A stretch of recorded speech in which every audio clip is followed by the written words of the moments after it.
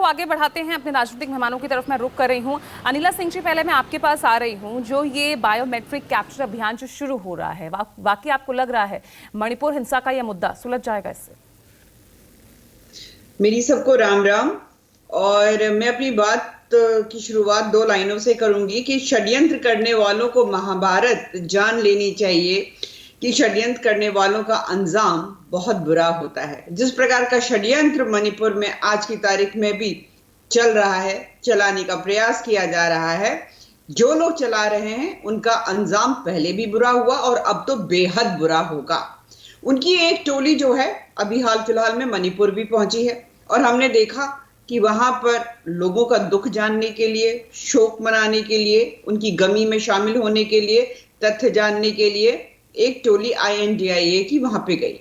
और जब वो वहां पहुंचे हैं तो बहुत मुस्कुरा के उनका स्वागत हुआ है, उनको अंग वस्त्र पहनाया गया है। लग रहा था कि किसी गमी में नहीं, किसी दुख में नहीं, किसी समारोह में आए हुए हैं। मानसिकता आप समझिए, मानसिकता यही है। मानसिकता मणिपुर में शांति की नहीं है। मानसिकता ये नहीं है कि वहां पर जो एक आम दिनचर्या है वो वापस आ जाए। मंशा ये नहीं है कि वहां पर कोई भी एथनिक जो समुदाय हैं वहां पर आराम से, प्यार मोहब्बत से फिर से रहने लगे।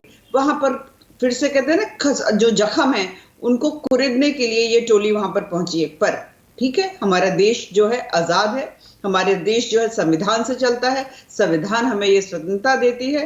बिल्कुल जाइए साहब, और हम भी देखते हैं कि आप वहां पर किस प्रकार से दुख मिटाते हैं या वहां पर आग में फिर एक बार घी डालने का काम कर कर आते हैं।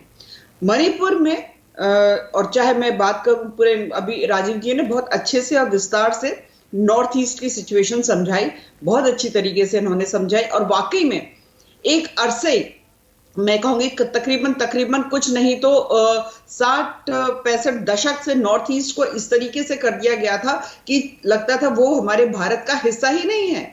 वहां के बच्चे अगर हमारे इधर नॉर्थ इंडिया में या साउथ इंडिया में या कहीं पर भी काम करने के लिए आते थे या पढ़ाई करने के लिए आते थे, तो उनको किसी एक देश विशेष जिससे हमारे संबंध बहुत ठीक नहीं भी कहलाए जाएंगे, उनका उस देश के वासी के नाम से उनको चढ़ाया जाता था।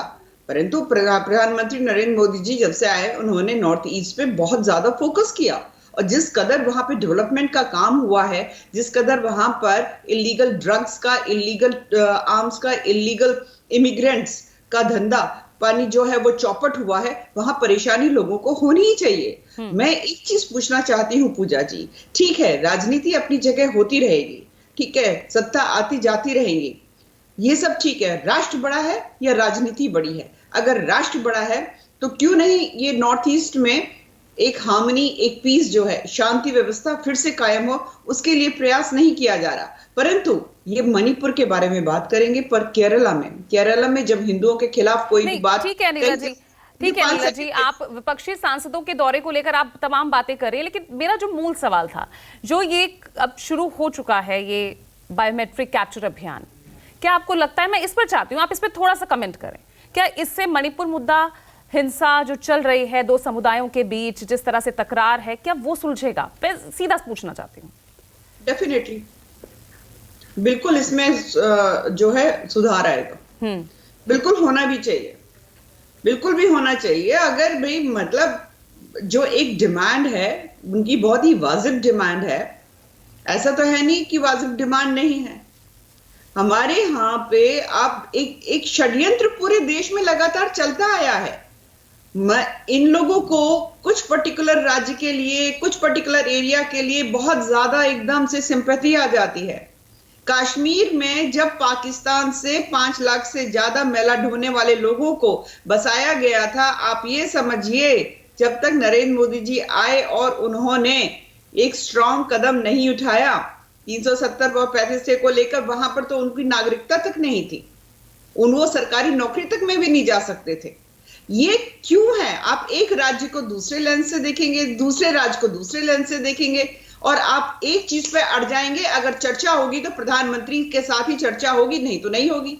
और क्यों ऐसा है कि केवल मणिपुर, क्यों केरला में जब हिंदुओं के खिलाफ कुछ होता है वहां पर आप कुछ बोलते नहीं है, आंध्र प्रदेश में जब एक दलित के ऊपर पेशाब किया जाता है वहां पर आप कुछ बोलते नहीं है, राजस्थान में जब बहन बेटियों के साथ लाल डायरी के बारे में कुछ बोला जाता है वहां पर आप कुछ बोलते नहीं है, बंगाल में जो बहन बेटियों के साथ जो कुछ हो रहा है उस पर आप बोलते नहीं है। मैं जवाब दे लेती हूँ, है ना, ऐसे तो नहीं चलेगा ना भाई। ठीक है, मैं